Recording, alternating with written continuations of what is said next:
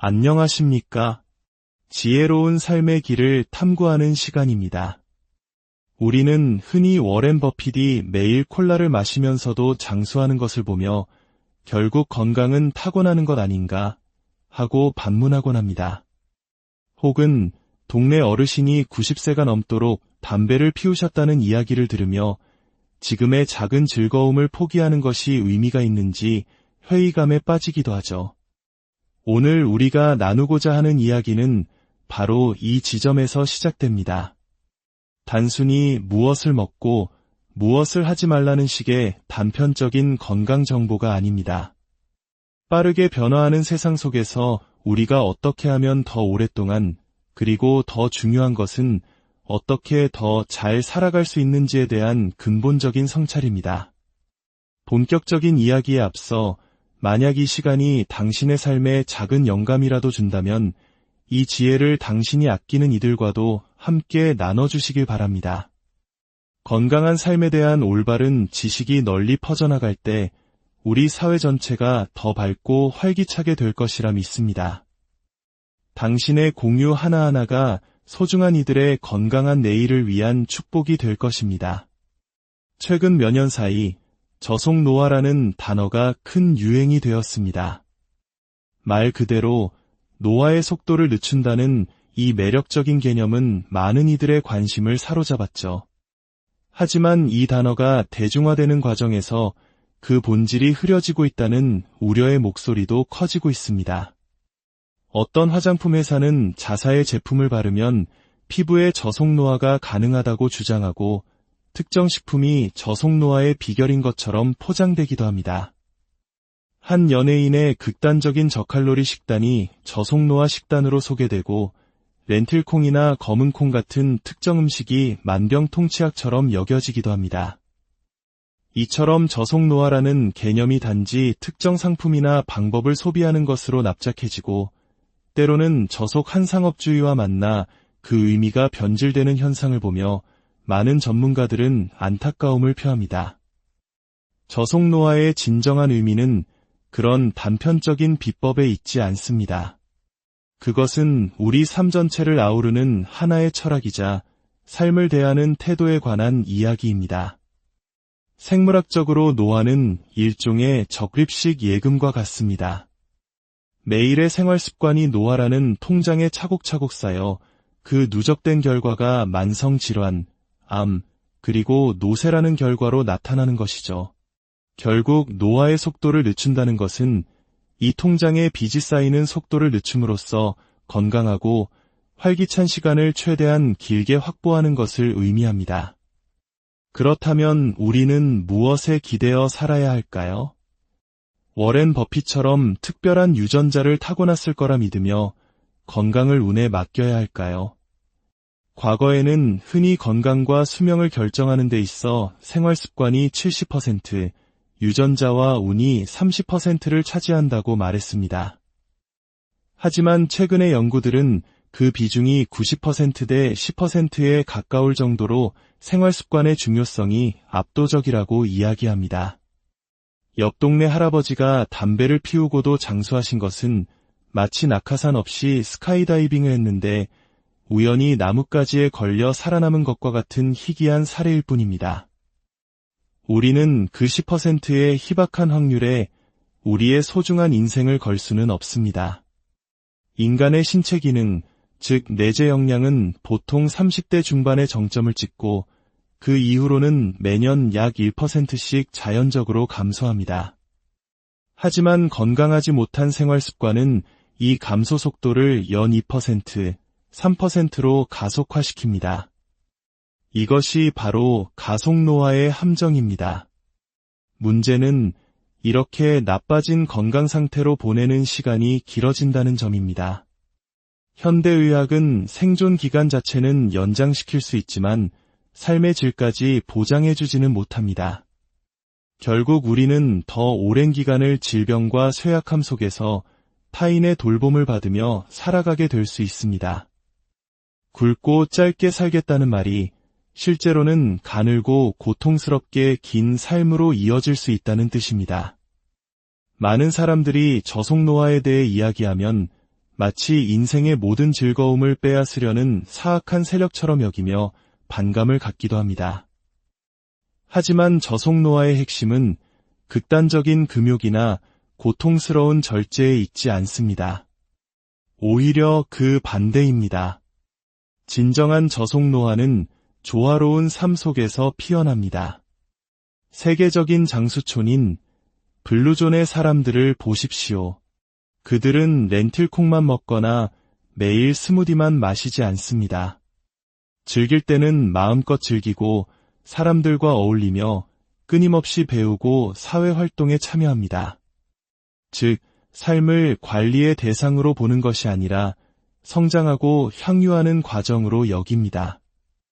이것이 바로 안티에이징과 슬로에이징의 근본적인 차이입니다.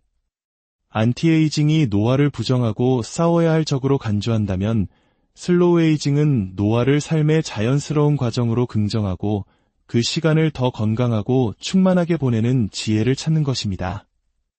수많은 연구 결과가 증명하듯 노화를 긍정적으로 받아들이고 계속해서 활동적으로 살아가는 사람들이 훨씬 더 즐겁고 건강하게 오래 삽니다. 우리가 저속노화를 실천하기 어려운 가장 큰 이유 중 하나는 자기 돌봄에 대한 깊은 오해 때문입니다. 하루 종일 힘든 일에 시달린 후 우리 자신에게 어떤 보상을 해주고 있습니까? 아마도 많은 분들이 기름진 야식과 시원한 맥주, 혹은 소파에 누워 몇 시간이고 스마트폰 화면을 넘기는 것을 떠올릴 겁니다. 우리는 이것이 나를 위한 보상이자 휴식이라고, 즉 자기 돌봄이라고 착각합니다. 하지만 우리 몸의 작동 원리를 이해하면 이는 결코 자기 돌봄이 될 수 없습니다. 오히려 스트레스 호르몬인 코티솔 수치를 높이고 수면의 질을 떨어뜨리며 다음날의 컨디션을 망가뜨리는 악순환의 시작일 뿐입니다. 특히 술은 최악의 선택지입니다. 와인 한 잔이 심장에 좋다는 속설도 있지만 최신 연구들은 알코올이 주는 아주 미미한 이득보다 그 해악이 훨씬 크다고 경고합니다. 알코올은 그 자체로 칼로리 폭탄일 뿐만 아니라 우리 몸에 염증을 일으키고 스트레스 호르몬을 분비시키며 심지어 우리 몸의 근육을 녹여 복부지방으로 전환시키는 끔찍한 역할까지 합니다. 이러한 행위들은 뇌의 도파민 시스템과도 깊은 관련이 있습니다. 술, 설탕, 쇼츠 영상, 쇼핑과 같은 즉각적이고 강렬한 자극은 도파민을 폭발적으로 분비시킵니다. 하지만 이런 설탕 콜라 같은 도파민은 혈당 스파이크처럼 급격히 치솟았다가 인해 더 깊은 곳으로 곤두박질 칩니다.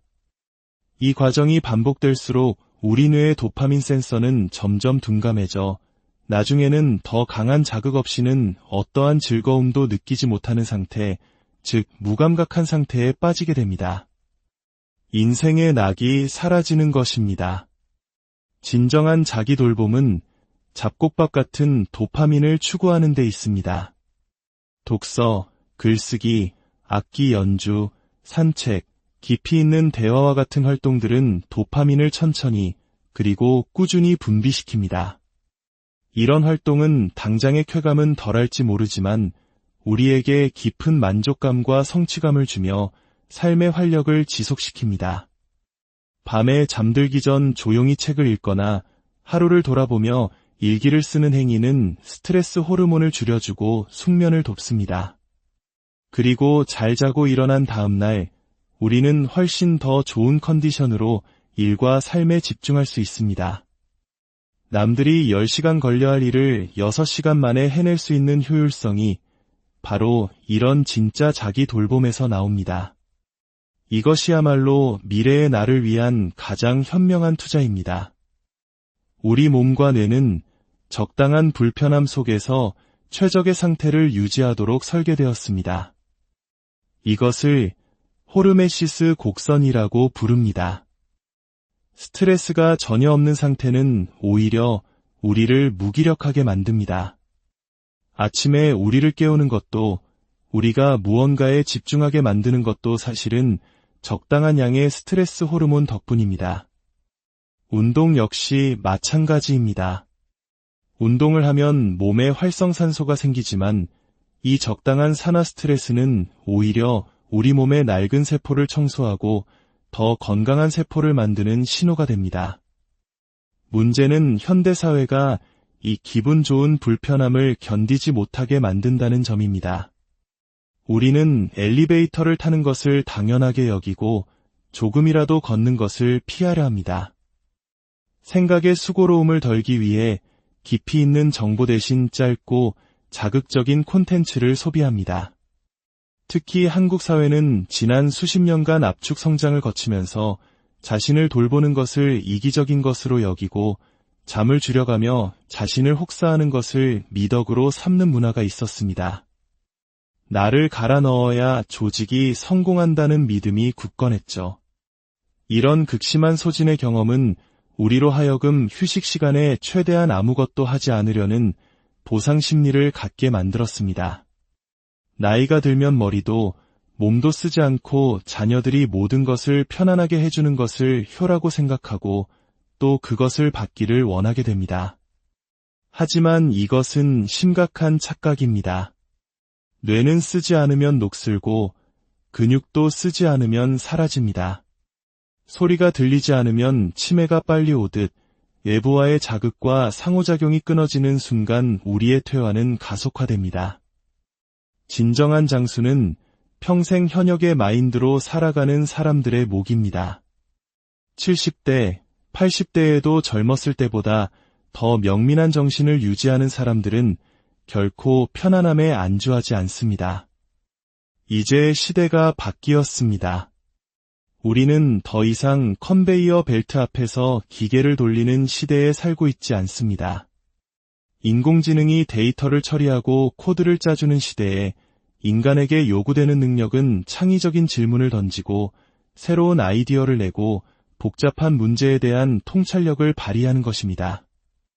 이 모든 고차원적인 정신활동은 건강한 전두엽 기능에 달려있고 건강한 전두엽은 충분한 수면과 균형 잡힌 영양, 그리고 꾸준한 신체 활동이라는 토대 위에서만 제대로 작동할 수 있습니다.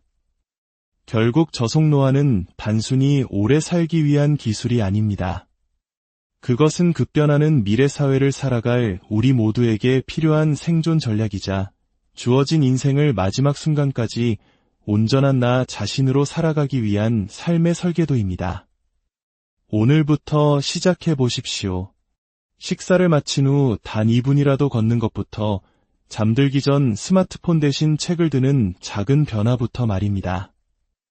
그 작은 습관들이 모여 당신의 노화 통장을 빚이 아닌 자산으로 채워줄 것입니다.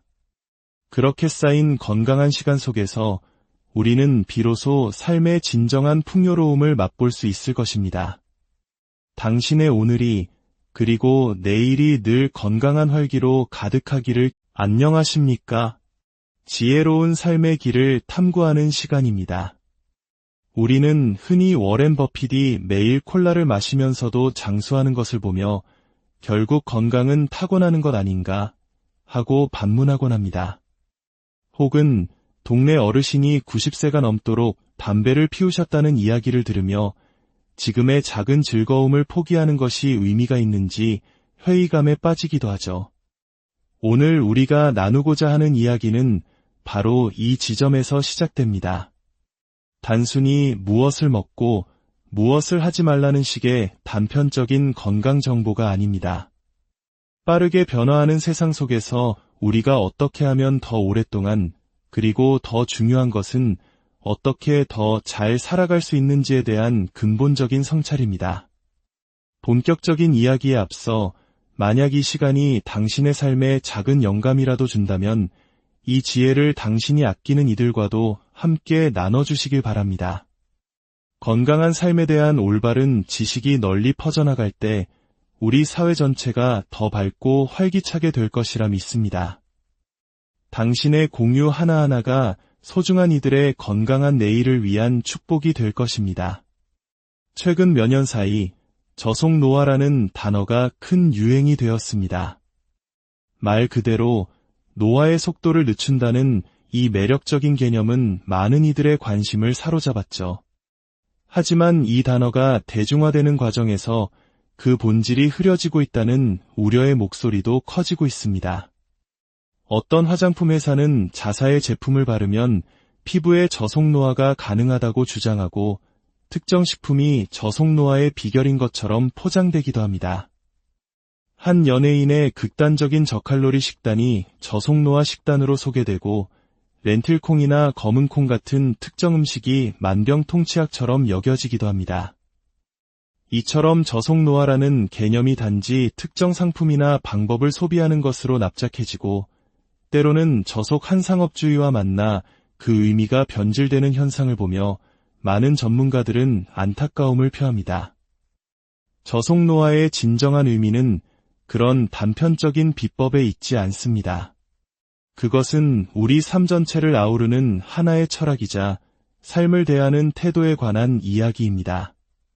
생물학적으로 노화는 일종의 적립식 예금과 같습니다.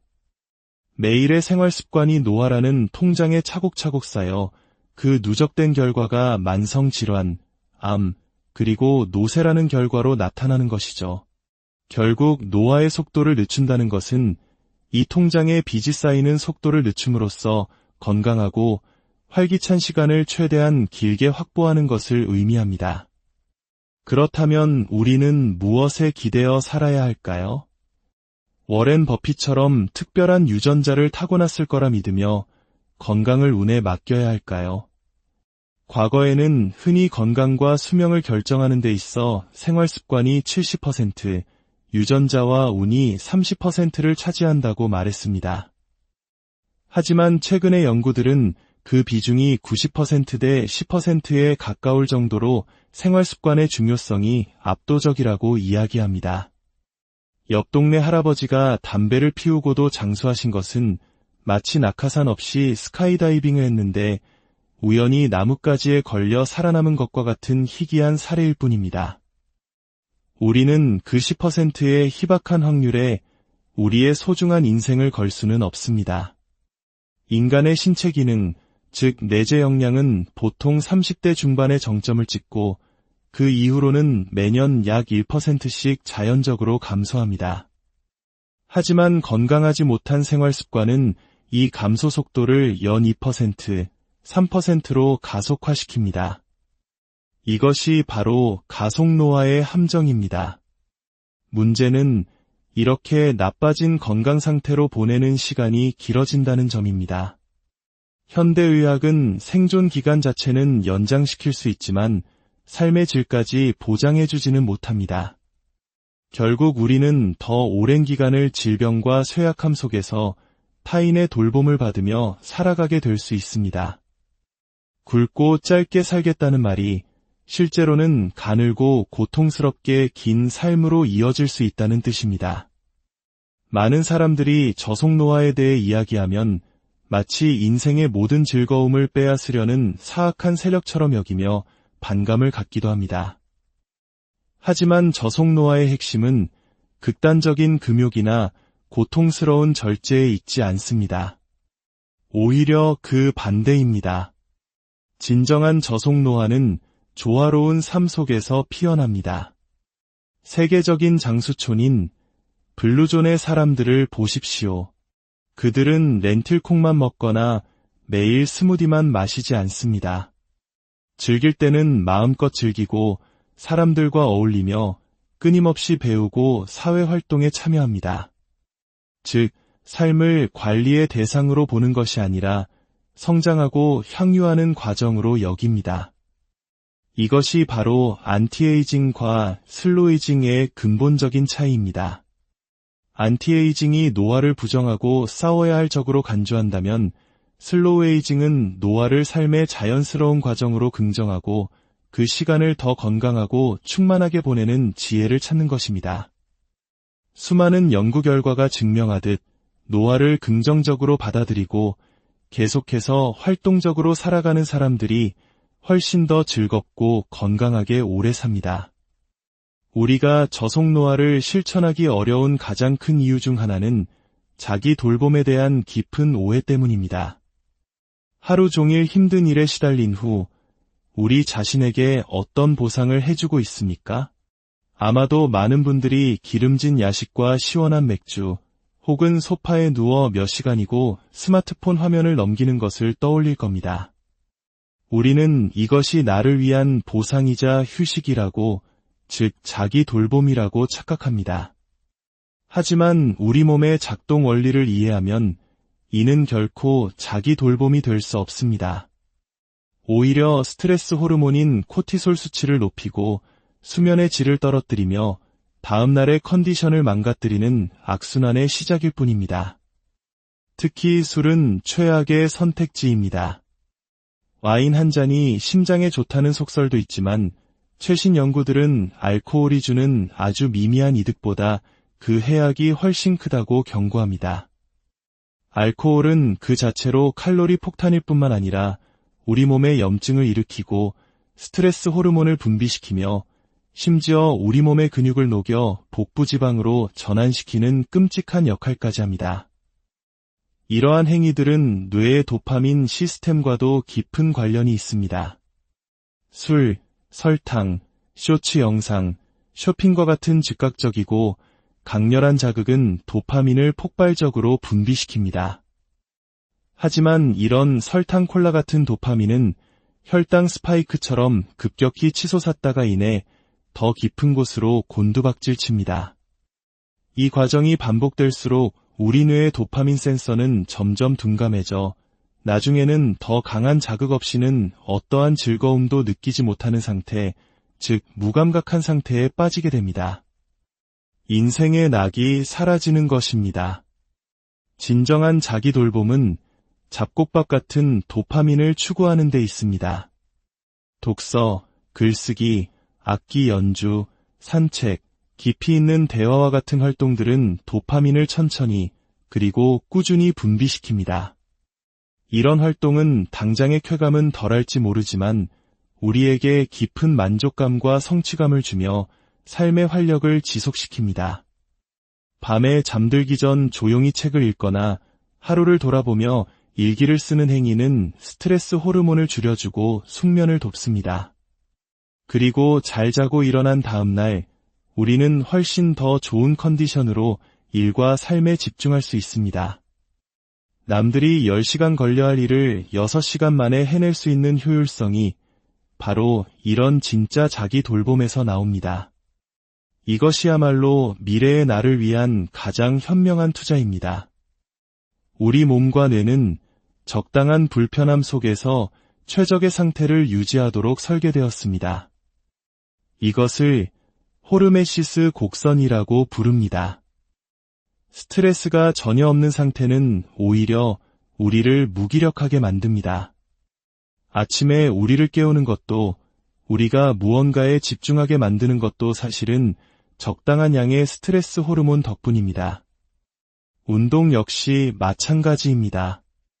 운동을 하면 몸에 활성산소가 생기지만 이 적당한 산화 스트레스는 오히려 우리 몸의 낡은 세포를 청소하고 더 건강한 세포를 만드는 신호가 됩니다. 문제는 현대사회가 이 기분 좋은 불편함을 견디지 못하게 만든다는 점입니다. 우리는 엘리베이터를 타는 것을 당연하게 여기고 조금이라도 걷는 것을 피하려 합니다. 생각의 수고로움을 덜기 위해 깊이 있는 정보 대신 짧고 자극적인 콘텐츠를 소비합니다. 특히 한국 사회는 지난 수십 년간 압축 성장을 거치면서 자신을 돌보는 것을 이기적인 것으로 여기고 잠을 줄여가며 자신을 혹사하는 것을 미덕으로 삼는 문화가 있었습니다. 나를 갈아 넣어야 조직이 성공한다는 믿음이 굳건했죠. 이런 극심한 소진의 경험은 우리로 하여금 휴식 시간에 최대한 아무것도 하지 않으려는 보상 심리를 갖게 만들었습니다. 나이가 들면 머리도 몸도 쓰지 않고 자녀들이 모든 것을 편안하게 해주는 것을 효라고 생각하고 또 그것을 받기를 원하게 됩니다. 하지만 이것은 심각한 착각입니다. 뇌는 쓰지 않으면 녹슬고 근육도 쓰지 않으면 사라집니다.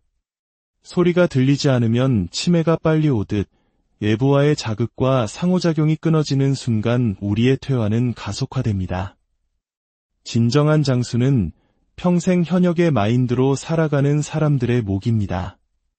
70대, 80대에도 젊었을 때보다 더 명민한 정신을 유지하는 사람들은 결코 편안함에 안주하지 않습니다. 이제 시대가 바뀌었습니다. 우리는 더 이상 컨베이어 벨트 앞에서 기계를 돌리는 시대에 살고 있지 않습니다.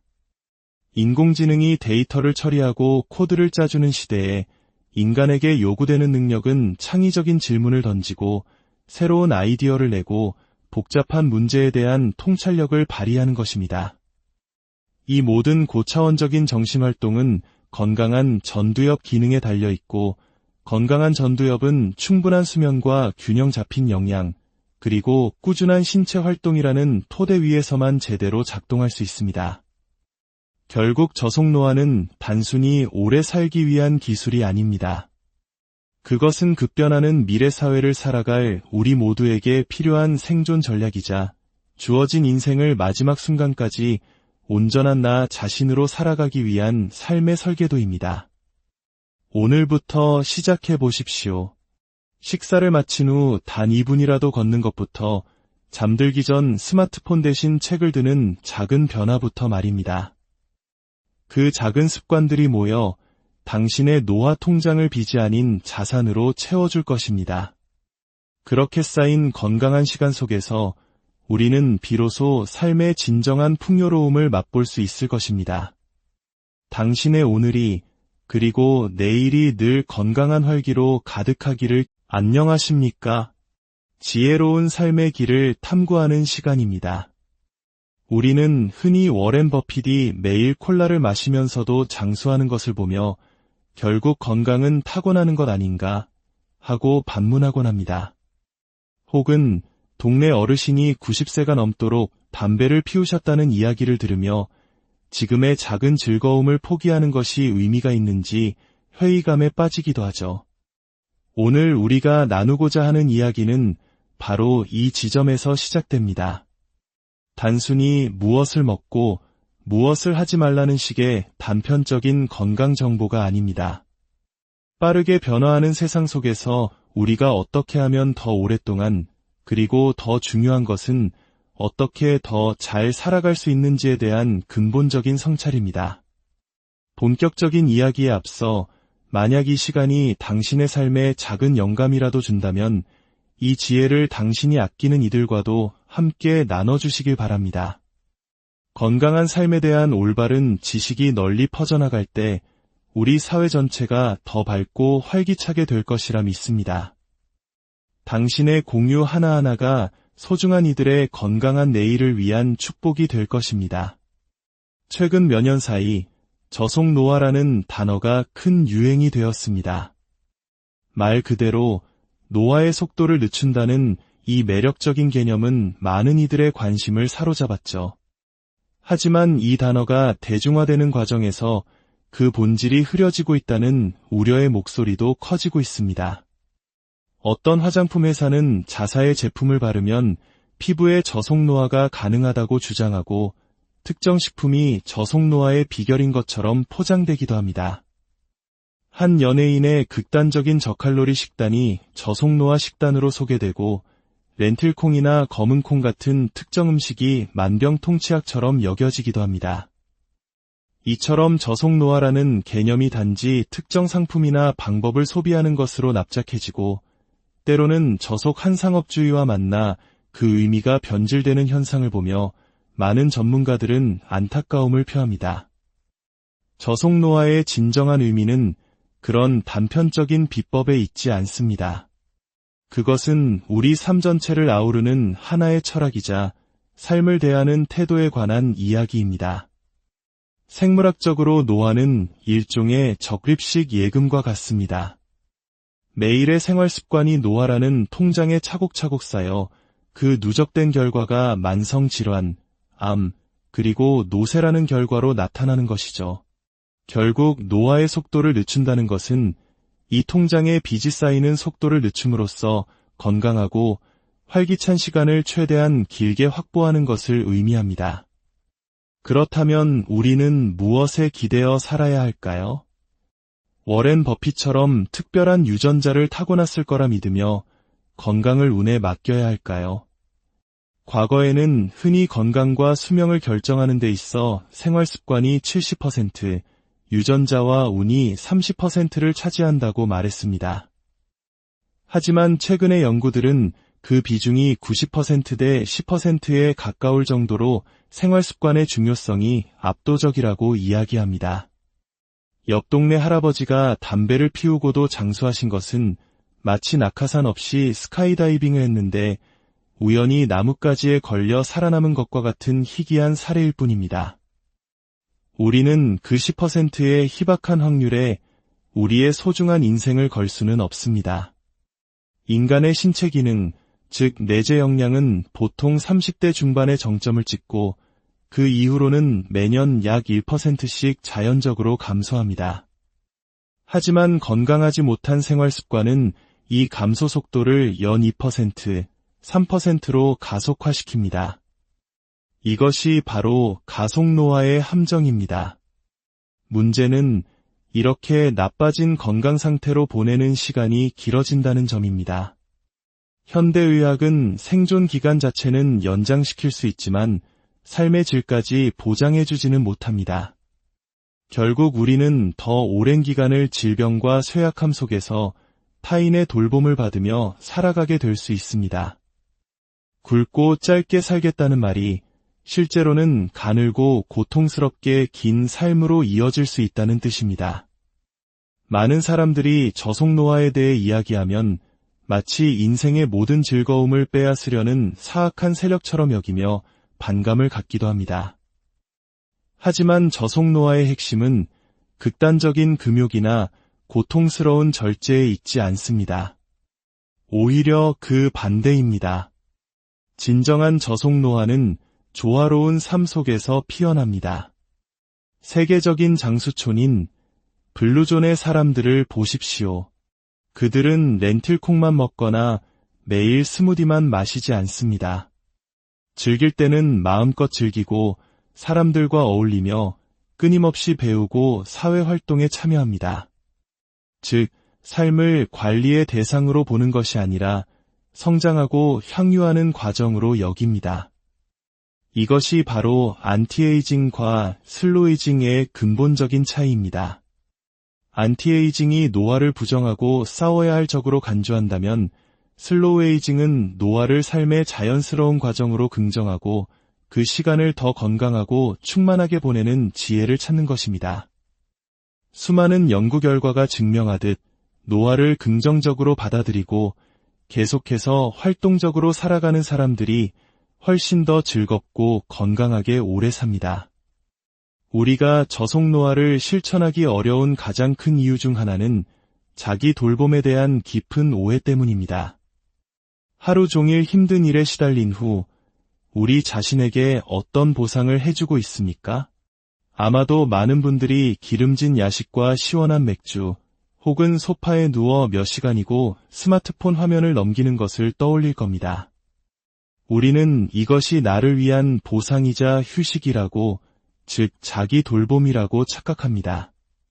하지만 우리 몸의 작동 원리를 이해하면 이는 결코 자기 돌봄이 될 수 없습니다. 오히려 스트레스 호르몬인 코티솔 수치를 높이고 수면의 질을 떨어뜨리며 다음날의 컨디션을 망가뜨리는 악순환의 시작일 뿐입니다. 특히 술은 최악의 선택지입니다. 와인 한 잔이 심장에 좋다는 속설도 있지만 최신 연구들은 알코올이 주는 아주 미미한 이득보다 그 해악이 훨씬 크다고 경고합니다. 알코올은 그 자체로 칼로리 폭탄일 뿐만 아니라 우리 몸에 염증을 일으키고 스트레스 호르몬을 분비시키며 심지어 우리 몸의 근육을 녹여 복부지방으로 전환시키는 끔찍한 역할까지 합니다. 이러한 행위들은 뇌의 도파민 시스템과도 깊은 관련이 있습니다. 술, 설탕, 쇼츠 영상, 쇼핑과 같은 즉각적이고 강렬한 자극은 도파민을 폭발적으로 분비시킵니다. 하지만 이런 설탕 콜라 같은 도파민은 혈당 스파이크처럼 급격히 치솟았다가 인해 더 깊은 곳으로 곤두박질 칩니다. 이 과정이 반복될수록 우리 뇌의 도파민 센서는 점점 둔감해져 나중에는 더 강한 자극 없이는 어떠한 즐거움도 느끼지 못하는 상태, 즉 무감각한 상태에 빠지게 됩니다. 인생의 낙이 사라지는 것입니다. 진정한 자기 돌봄은 잡곡밥 같은 도파민을 추구하는 데 있습니다. 독서, 글쓰기, 악기 연주, 산책, 깊이 있는 대화와 같은 활동들은 도파민을 천천히 그리고 꾸준히 분비시킵니다. 이런 활동은 당장의 쾌감은 덜할지 모르지만 우리에게 깊은 만족감과 성취감을 주며 삶의 활력을 지속시킵니다. 밤에 잠들기 전 조용히 책을 읽거나 하루를 돌아보며 일기를 쓰는 행위는 스트레스 호르몬을 줄여주고 숙면을 돕습니다. 그리고 잘 자고 일어난 다음 날 우리는 훨씬 더 좋은 컨디션으로 일과 삶에 집중할 수 있습니다.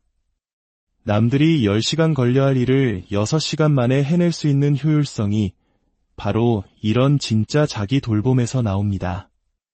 이것이야말로 미래의 나를 위한 가장 현명한 투자입니다. 우리 몸과 뇌는 적당한 불편함 속에서 최적의 상태를 유지하도록 설계되었습니다. 이것을 호르메시스 곡선이라고 부릅니다. 스트레스가 전혀 없는 상태는 오히려 우리를 무기력하게 만듭니다. 아침에 우리를 깨우는 것도 우리가 무언가에 집중하게 만드는 것도 사실은 적당한 양의 스트레스 호르몬 덕분입니다. 운동 역시 마찬가지입니다. 운동을 하면 몸에 활성산소가 생기지만 이 적당한 산화 스트레스는 오히려 우리 몸의 낡은 세포를 청소하고 더 건강한 세포를 만드는 신호가 됩니다. 문제는 현대사회가 이 기분 좋은 불편함을 견디지 못하게 만든다는 점입니다. 우리는 엘리베이터를 타는 것을 당연하게 여기고 조금이라도 걷는 것을 피하려 합니다. 생각의 수고로움을 덜기 위해 깊이 있는 정보 대신 짧고 자극적인 콘텐츠를 소비합니다. 특히 한국 사회는 지난 수십 년간 압축 성장을 거치면서 자신을 돌보는 것을 이기적인 것으로 여기고 잠을 줄여가며 자신을 혹사하는 것을 미덕으로 삼는 문화가 있었습니다. 나를 갈아 넣어야 조직이 성공한다는 믿음이 굳건했죠. 이런 극심한 소진의 경험은 우리로 하여금 휴식 시간에 최대한 아무것도 하지 않으려는 보상 심리를 갖게 만들었습니다. 나이가 들면 머리도 몸도 쓰지 않고 자녀들이 모든 것을 편안하게 해주는 것을 효라고 생각하고 또 그것을 받기를 원하게 됩니다. 하지만 이것은 심각한 착각입니다. 뇌는 쓰지 않으면 녹슬고 근육도 쓰지 않으면 사라집니다. 소리가 들리지 않으면 치매가 빨리 오듯 외부와의 자극과 상호작용이 끊어지는 순간 우리의 퇴화는 가속화됩니다. 진정한 장수는 평생 현역의 마인드로 살아가는 사람들의 목입니다. 70대, 80대에도 젊었을 때보다 더 명민한 정신을 유지하는 사람들은 결코 편안함에 안주하지 않습니다. 이제 시대가 바뀌었습니다. 우리는 더 이상 컨베이어 벨트 앞에서 기계를 돌리는 시대에 살고 있지 않습니다. 인공지능이 데이터를 처리하고 코드를 짜주는 시대에 인간에게 요구되는 능력은 창의적인 질문을 던지고 새로운 아이디어를 내고 복잡한 문제에 대한 통찰력을 발휘하는 것입니다. 이 모든 고차원적인 정신활동은 건강한 전두엽 기능에 달려있고 건강한 전두엽은 충분한 수면과 균형 잡힌 영양, 그리고 꾸준한 신체 활동이라는 토대 위에서만 제대로 작동할 수 있습니다. 결국 저속노화는 단순히 오래 살기 위한 기술이 아닙니다.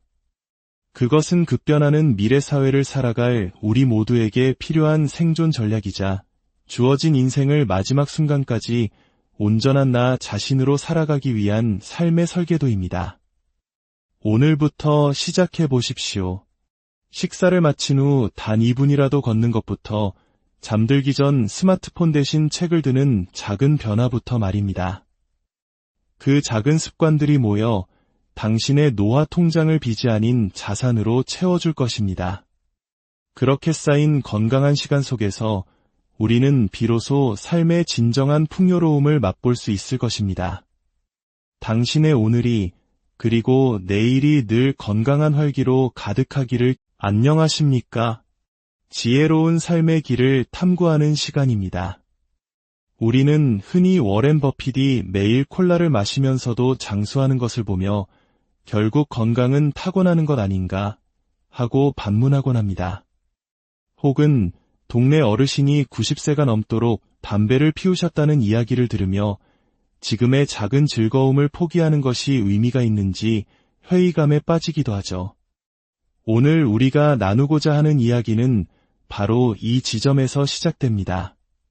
단순히 무엇을 먹고 무엇을 하지 말라는 식의 단편적인 건강 정보가 아닙니다. 빠르게 변화하는 세상 속에서 우리가 어떻게 하면 더 오랫동안, 그리고 더 중요한 것은 어떻게 더 잘 살아갈 수 있는지에 대한 근본적인 성찰입니다. 본격적인 이야기에 앞서 만약 이 시간이 당신의 삶에 작은 영감이라도 준다면 이 지혜를 당신이 아끼는 이들과도 함께 나눠주시길 바랍니다. 건강한 삶에 대한 올바른 지식이 널리 퍼져나갈 때 우리 사회 전체가 더 밝고 활기차게 될 것이라 믿습니다. 당신의 공유 하나하나가 소중한 이들의 건강한 내일을 위한 축복이 될 것입니다. 최근 몇 년 사이 저속노화라는 단어가 큰 유행이 되었습니다. 말 그대로 노화의 속도를 늦춘다는 이 매력적인 개념은 많은 이들의 관심을 사로잡았죠.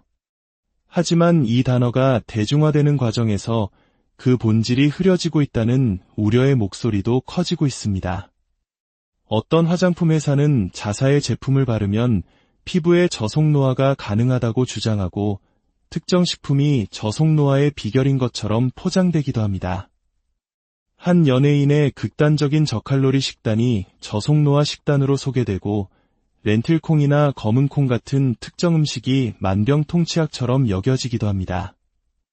이처럼 저속노화라는 개념이 단지 특정 상품이나 방법을 소비하는 것으로 납작해지고 때로는 저속 한상업주의와 만나 그 의미가 변질되는 현상을 보며 많은 전문가들은 안타까움을 표합니다. 저속노화의 진정한 의미는 그런 단편적인 비법에 있지 않습니다. 그것은 우리 삶 전체를 아우르는 하나의 철학이자 삶을 대하는 태도에 관한 이야기입니다. 생물학적으로 노화는 일종의 적립식 예금과 같습니다. 매일의 생활 습관이 노화라는 통장에 차곡차곡 쌓여 그 누적된 결과가 만성질환, 암, 그리고 노쇠라는 결과로 나타나는 것이죠. 결국 노화의 속도를 늦춘다는 것은 이 통장에 빚이 쌓이는 속도를 늦춤으로써 건강하고 활기찬 시간을 최대한 길게 확보하는 것을 의미합니다. 그렇다면 우리는 무엇에 기대어 살아야 할까요? 워렌 버핏처럼 특별한 유전자를 타고났을 거라 믿으며 건강을 운에 맡겨야 할까요? 과거에는 흔히 건강과 수명을 결정하는 데 있어 생활 습관이 70%, 유전자와 운이 30%를 차지한다고 말했습니다. 하지만 최근의 연구들은 그 비중이 90%대 10%에 가까울 정도로 생활 습관의 중요성이 압도적이라고 이야기합니다. 옆 동네 할아버지가 담배를 피우고도 장수하신 것은 마치 낙하산 없이 스카이다이빙을 했는데 우연히 나뭇가지에 걸려 살아남은 것과 같은 희귀한 사례일 뿐입니다. 우리는 그 10%의 희박한 확률에 우리의 소중한 인생을 걸 수는 없습니다. 인간의 신체 기능, 즉 내재 역량은 보통 30대 중반의 정점을 찍고 그 이후로는 매년 약 1%씩 자연적으로 감소합니다. 하지만 건강하지 못한 생활 습관은 이 감소 속도를 연 2%, 3%로 가속화시킵니다. 이것이 바로 가속노화의 함정입니다. 문제는 이렇게 나빠진 건강 상태로 보내는 시간이 길어진다는 점입니다.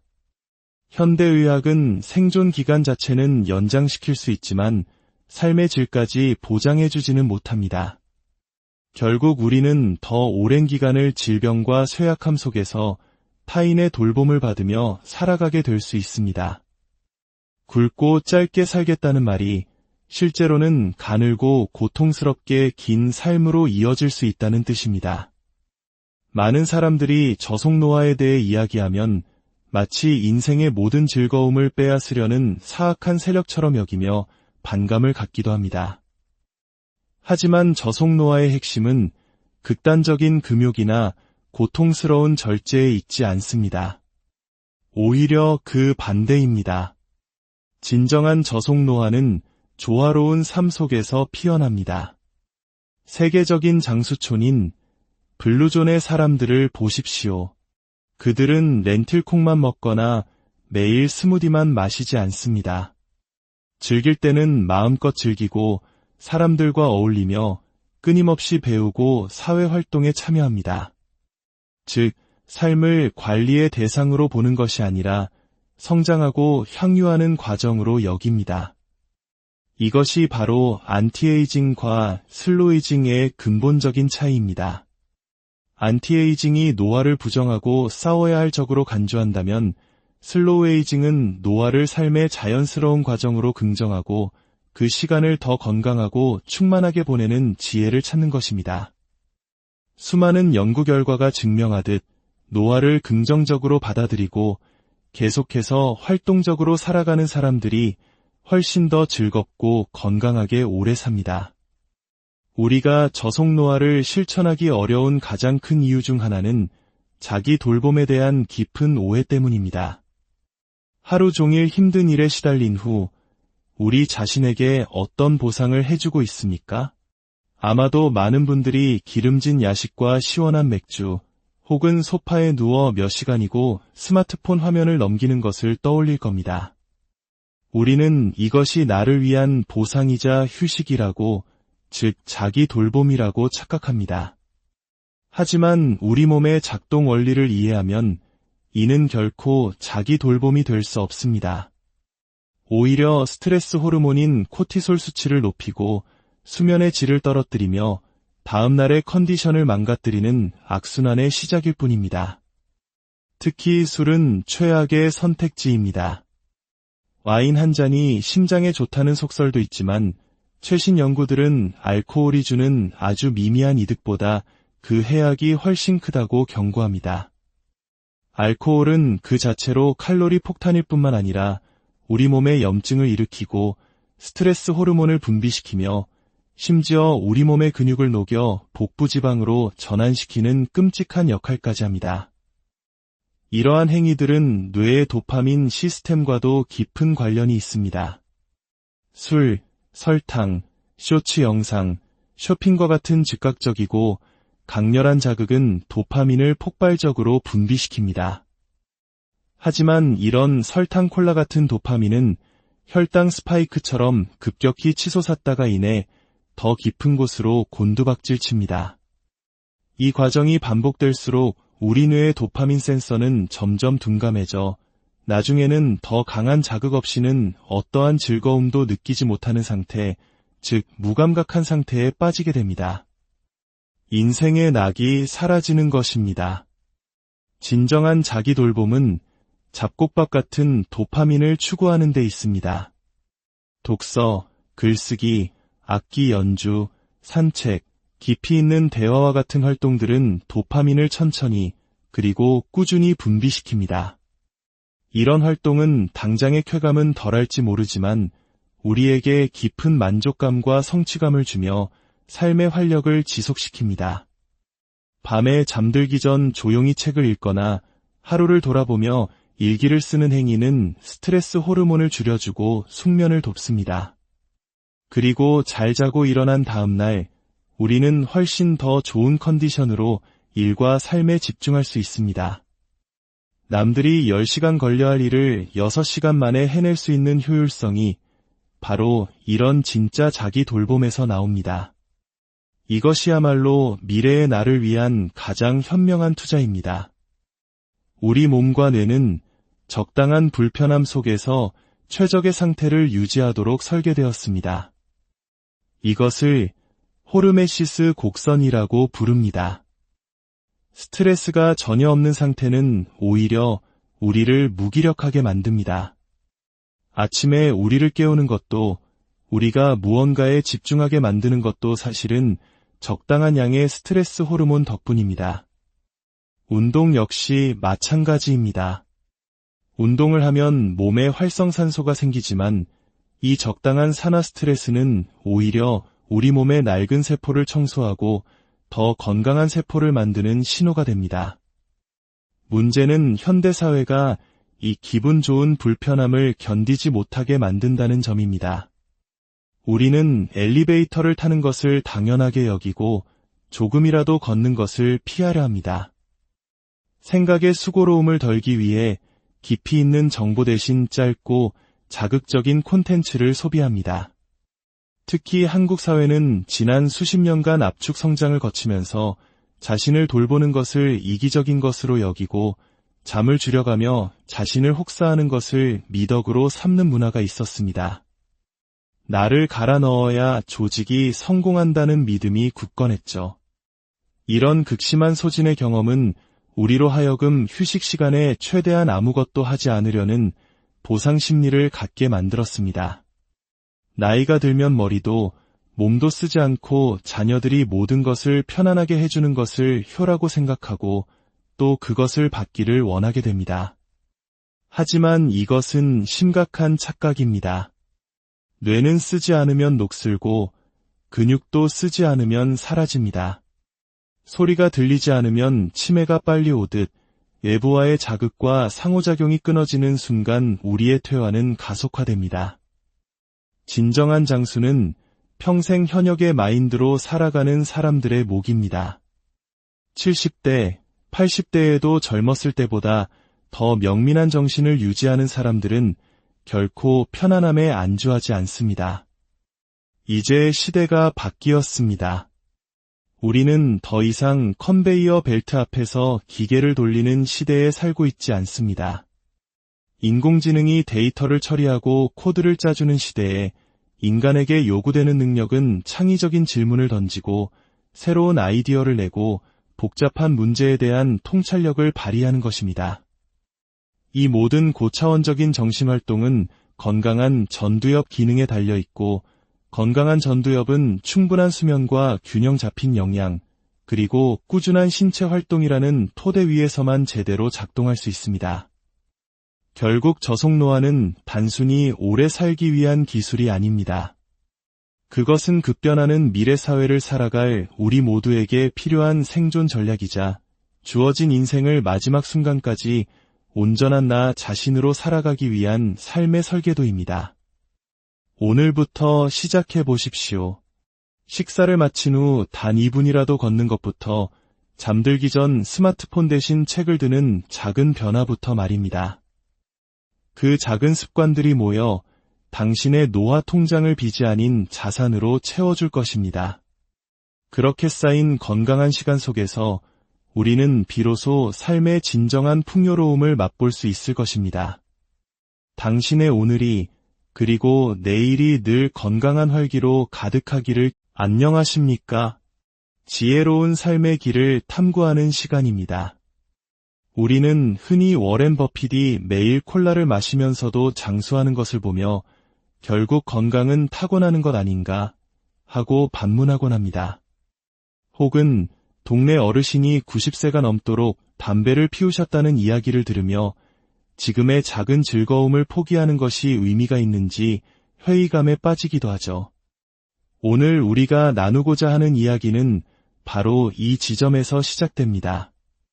단순히 무엇을 먹고 무엇을 하지 말라는 식의 단편적인 건강 정보가 아닙니다. 빠르게 변화하는 세상 속에서 우리가 어떻게 하면 더 오랫동안, 그리고 더 중요한 것은 어떻게 더 잘 살아갈 수 있는지에 대한 근본적인 성찰입니다. 본격적인 이야기에 앞서 만약 이 시간이 당신의 삶에 작은 영감이라도 준다면 이 지혜를 당신이 아끼는 이들과도 함께 나눠주시길 바랍니다. 건강한 삶에 대한 올바른 지식이 널리 퍼져나갈 때 우리 사회 전체가 더 밝고 활기차게 될 것이라 믿습니다. 당신의 공유 하나하나가 소중한 이들의 건강한 내일을 위한 축복이 될 것입니다. 최근 몇 년 사이 저속노화라는 단어가 큰 유행이 되었습니다. 말 그대로 노화의 속도를 늦춘다는 이 매력적인 개념은 많은 이들의 관심을 사로잡았죠. 하지만 이 단어가 대중화되는 과정에서 그 본질이 흐려지고 있다는 우려의 목소리도 커지고 있습니다. 어떤 화장품 회사는 자사의 제품을 바르면 피부의 저속노화가 가능하다고 주장하고 특정 식품이 저속노화의 비결인 것처럼 포장되기도 합니다. 한 연예인의 극단적인 저칼로리 식단이 저속노화 식단으로 소개되고 렌틸콩이나 검은콩 같은 특정 음식이 만병통치약처럼 여겨지기도 합니다. 이처럼 저속노화라는 개념이 단지 특정 상품이나 방법을 소비하는 것으로 납작해지고 때로는 저속 한상업주의와 만나 그 의미가 변질되는 현상을 보며 많은 전문가들은 안타까움을 표합니다. 저속노화의 진정한 의미는 그런 단편적인 비법에 있지 않습니다. 그것은 우리 삶 전체를 아우르는 하나의 철학이자 삶을 대하는 태도에 관한 이야기입니다. 생물학적으로 노화는 일종의 적립식 예금과 같습니다. 매일의 생활 습관이 노화라는 통장에 차곡차곡 쌓여 그 누적된 결과가 만성질환, 암, 그리고 노쇠라는 결과로 나타나는 것이죠. 결국 노화의 속도를 늦춘다는 것은 이 통장에 빚이 쌓이는 속도를 늦춤으로써 건강하고 활기찬 시간을 최대한 길게 확보하는 것을 의미합니다. 그렇다면 우리는 무엇에 기대어 살아야 할까요? 워렌 버핏처럼 특별한 유전자를 타고났을 거라 믿으며 건강을 운에 맡겨야 할까요? 과거에는 흔히 건강과 수명을 결정하는 데 있어 생활 습관이 70%, 유전자와 운이 30%를 차지한다고 말했습니다. 하지만 최근의 연구들은 그 비중이 90%대 10%에 가까울 정도로 생활 습관의 중요성이 압도적이라고 이야기합니다. 옆 동네 할아버지가 담배를 피우고도 장수하신 것은 마치 낙하산 없이 스카이다이빙을 했는데 우연히 나뭇가지에 걸려 살아남은 것과 같은 희귀한 사례일 뿐입니다. 우리는 그 10%의 희박한 확률에 우리의 소중한 인생을 걸 수는 없습니다. 인간의 신체 기능, 즉 내재 역량은 보통 30대 중반의 정점을 찍고 그 이후로는 매년 약 1%씩 자연적으로 감소합니다. 하지만 건강하지 못한 생활 습관은 이 감소 속도를 연 2%, 3%로 가속화시킵니다. 이것이 바로 가속노화의 함정입니다. 문제는 이렇게 나빠진 건강 상태로 보내는 시간이 길어진다는 점입니다. 현대의학은 생존 기간 자체는 연장시킬 수 있지만 삶의 질까지 보장해주지는 못합니다. 결국 우리는 더 오랜 기간을 질병과 쇠약함 속에서 타인의 돌봄을 받으며 살아가게 될 수 있습니다. 굵고 짧게 살겠다는 말이 실제로는 가늘고 고통스럽게 긴 삶으로 이어질 수 있다는 뜻입니다. 많은 사람들이 저속노화에 대해 이야기하면 마치 인생의 모든 즐거움을 빼앗으려는 사악한 세력처럼 여기며 반감을 갖기도 합니다. 하지만 저속노화의 핵심은 극단적인 금욕이나 고통스러운 절제에 있지 않습니다.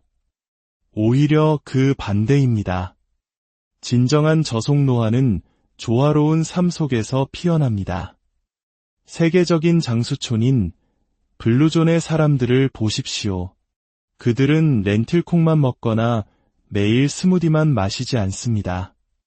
즐길 때는 마음껏 즐기고 사람들과 어울리며 끊임없이 배우고 사회활동에 참여합니다. 즉, 삶을 관리의 대상으로 보는 것이 아니라 성장하고 향유하는 과정으로 여깁니다. 이것이 바로 안티에이징과 슬로에이징의 근본적인 차이입니다. 안티에이징이 노화를 부정하고 싸워야 할 적으로 간주한다면 슬로우에이징은 노화를 삶의 자연스러운 과정으로 긍정하고 그 시간을 더 건강하고 충만하게 보내는 지혜를 찾는 것입니다. 수많은 연구 결과가 증명하듯 노화를 긍정적으로 받아들이고 계속해서 활동적으로 살아가는 사람들이 훨씬 더 즐겁고 건강하게 오래 삽니다. 우리가 저속노화를 실천하기 어려운 가장 큰 이유 중 하나는 자기 돌봄에 대한 깊은 오해 때문입니다. 하루 종일 힘든 일에 시달린 후